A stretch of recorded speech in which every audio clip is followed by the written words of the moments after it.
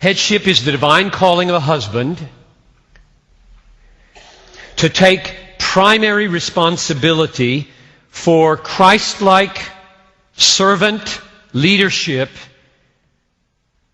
protection, and provision in the home. And the more I have thought about those three things, leadership, protection, provision, the more it has seemed to me that they are one thing expressed in two ways. That is, to be the head is to be a leader, and that leadership is exercised in providing and exercised in protecting. So that definition is really calling attention to the one main thing that husbands are called to do in relationship to their wives as heads. Here in Ephesians 5, verse 25, husbands, love your wives as Christ loved the church and gave himself up for her. Now, the stress falls on the nature of the love. It is a self-sacrificing love. I agree with that, totally. I'm arguing that headship is the divine call upon a man's life as husband to fulfill primary responsibility for servant leadership. I've been arguing that headship implies leadership. Servant leadership and protection and provision. So let's move to those two. Are they in the text? Is that just tradition? That protection and provision should be part of a husband's burden? Or is that here somehow? Let's talk first about protection. Verse 25 to 27 shows how the husband loved their wives. And here's what it says. Husbands, love your wives as Christ loved the church and gave himself up for her, that he might sanctify her, having cleansed her by the washing of water with the word, so that he might present the church to himself in splendor, without spot or wrinkle or any such thing, that she might be holy and without blemish.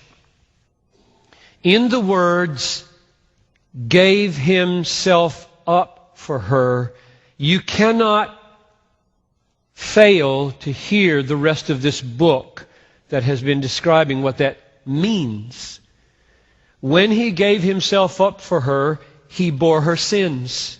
When he gave himself up for her, he became a curse for her. When he gave himself up for her, he died for her.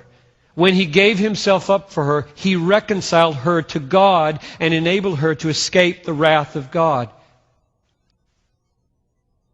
There cannot be a higher act of protection of a wife than was performed in these words.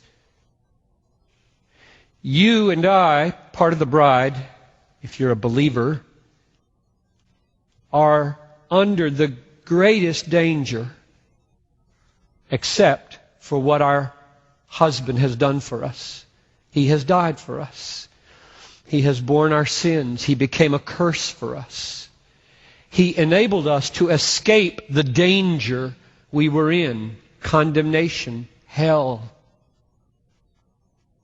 And so my answer is, you better believe there's protection in this text. What about provision? Providing for the wife. Verses 28 and 29. In the same way, husbands should love their wives as their own bodies. He who loves his wife loves himself. Remember the one flesh argument. He who loves his wife loves himself.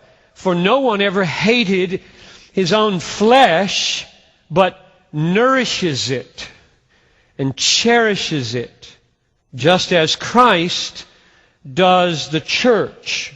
Let's take those two words and just think about them for a moment. Because now he's holding up Christ as the one who nourishes and cherishes the church as the model for the way a husband loves his wife who is his own flesh. And he nourishes and he cherishes. What do those words mean? The word nourish means almost always, not quite, what parents do for children in supplying their needs and bringing them up. It's used dozens of times in the Old Testament in that regard or similar regards. However, it's not only that. It's the provision quite apart from childhood. For example, Genesis 45:11, Joseph, when he was made vice president, remember, in Egypt, said, "There I will provide," this word exactly, this word, nourish, "I will provide for you, for there are yet 5 years of famine to come." So I draw from the word nourish that a husband should sense a primary responsibility to see to it that happens in the family. Provision. Now the next word, cherish.